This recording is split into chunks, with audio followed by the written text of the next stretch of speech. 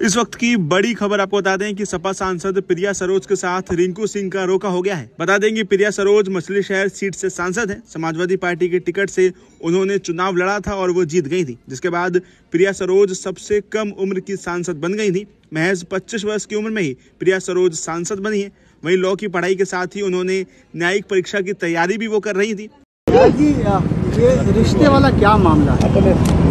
मामला जो आप देख रहे हैं वही मामला है। अखबारों में आया है, टीवी चैनल पे आया है। बातें प्रथम स्टेज की हुई है।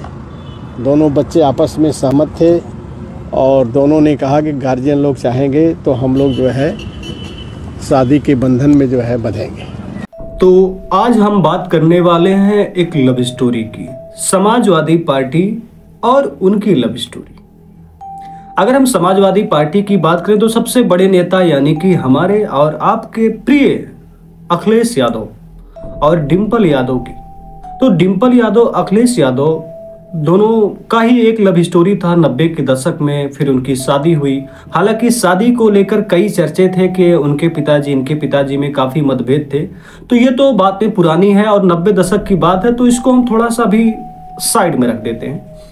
अभी फिलहाल की हम बात करें तो समाजवादी पार्टी के पास 37 सांसद हैं, जिसमें सबसे युवा और सबसे खूबसूरत, सबसे आज के समय में क्यूट कहा जाने वाला सबसे खूबसूरत चेहरा जो है वो प्रिया सरोज और इकरा हसन का है। वैसे इकरा हसन शायद प्रिया सरोज से 1-2 साल का अंतर है, यानी कि बड़ी हो सकती हैं, ऐसा मुझे लगता है। लेकिन प्रिया सरोज की उम्र की बात करें तो 1998 में उनका जन्म होता है और अभी 25 चल रहा है, यानी कि लगभग 25, 26, 27, लगभग 27 करीब में माना जाता है। तो लगभग 27 साल या 26 साल की खूबसूरत सांसद प्रिया सरोज।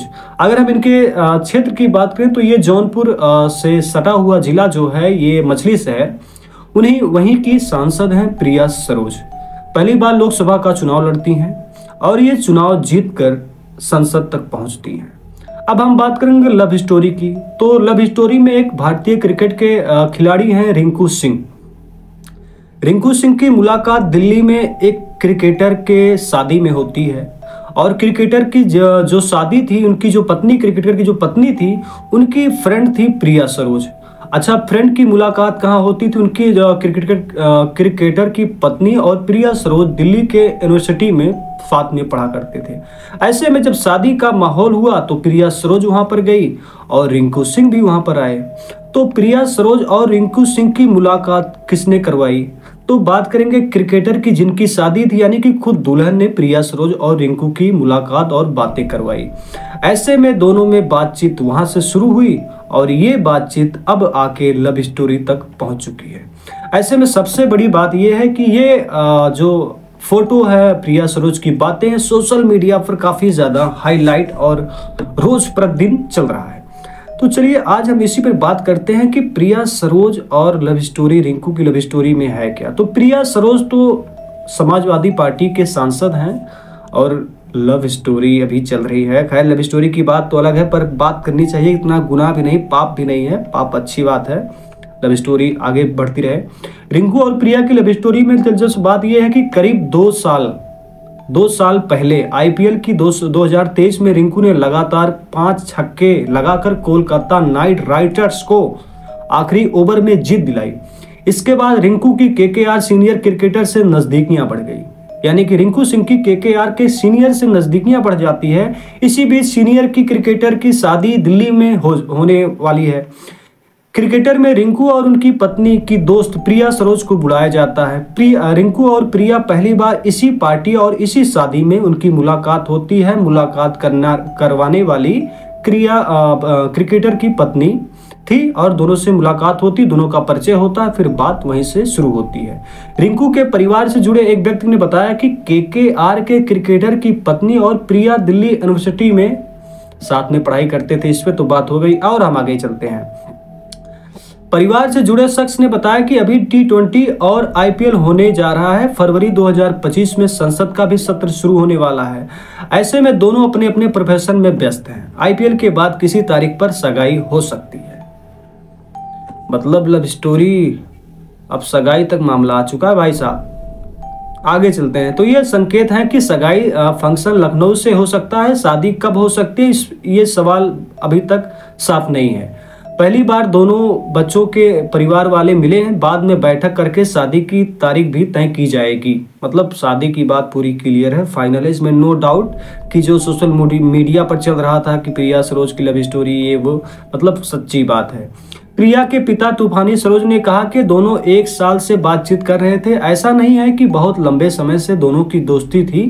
प्रिया दिल्ली में पढ़ाई कर रही थी, रिंकू क्रिकेटर खेल रहे थे। शादी के लिए किसने प्रपोज किया, इसका सवाल किसने प्रपोज किया, इस सवाल का कहा कि उन दोनों से ही पूछना चाहिए कि किसने कब किसको प्रपोज किया। भैया किसने क्या प्रपोज किया, मतलब कौन सी बात है? सबसे जरूरी बात है कि हाँ प्रपोज हुआ, प्यार में तब्दील हुआ बातें, ये सबसे इंपॉर्टेंट है।